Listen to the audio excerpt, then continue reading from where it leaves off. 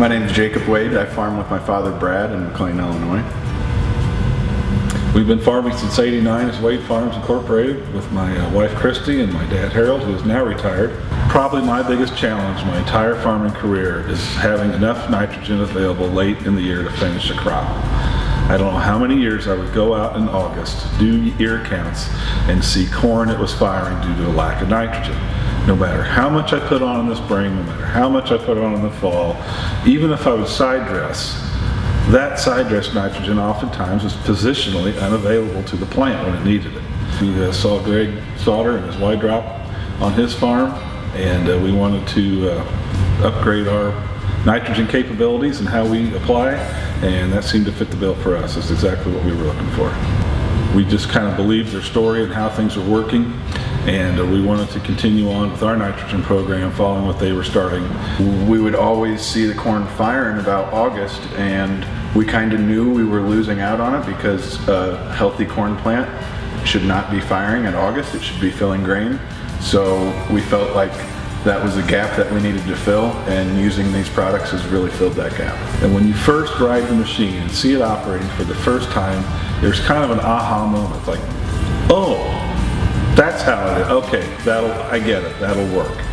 And I've had other farmers ride on our rig with us while we're doing it, and the same reaction happens. It's okay, it's something that's hard to explain to somebody, but once you actually see it in practice, it just makes all kinds of sense. Do I want the nitrogen this far away from the row, or do I want it this far away? Even though it's on top of the ground, very little moisture will incorporate it, and it just really works well.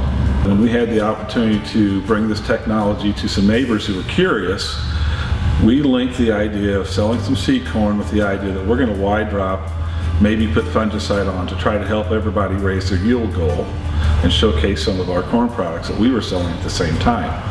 Well, it kind of mushroomed into, instead of just doing an 80, let's do the whole farm, let's do half the farm.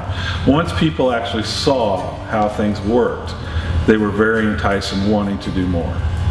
So we were able to go to a lot of neighbors last year, line up the acreage ahead of time in a planned nitrogen program, and introduce the wide drop to a lot of the neighbors in the surrounding area. And it was well received. We have several neighbors now that are using it.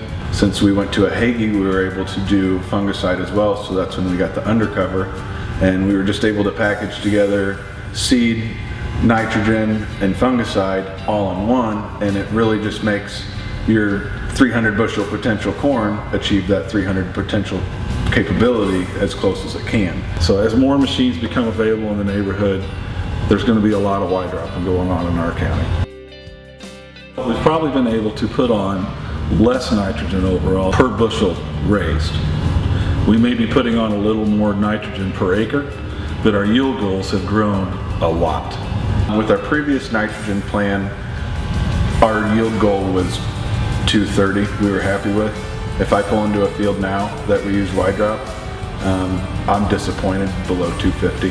360 wide drop has significantly raised the standards of our farming practices. It has raised our yield goals and has made us better stewards of the land.